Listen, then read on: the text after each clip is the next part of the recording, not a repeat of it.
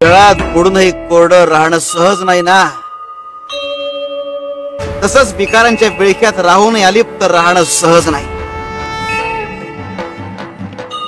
कधी कधी भक्तांनाही अहंकार होतो, कधी कधी भक्तीचाही अहंकार होतो. कधी कधी ज्ञानाच्या कक्षा रुंदावल्या तरी त्याला मत्सराचा संसर्ग होतो. सगळं काही प्राप्त करून झाल्यावरही जमिनीशी नाळ जोडून ठेवणं कठीण असतं.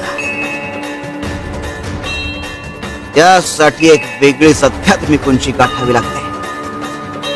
स्वार्थाच्या पलीकडे जाऊन परमार्थाचा विचार करावा लागतो. मूर्ती आणि स्त्रोता इतकाच माणसात देव पाहता यायला लागला. नेमका हाच फरक होता अपराज आणि नरसावधानीमध्ये. नरसावधानीला असूयानं ग्रासलं होतं. अपराजांना कुणाबद्दल राग द्वेष मत्सर नव्हताच. आणि म्हणूनच अलौकिकानं त्यांचं दार ठोठावलं.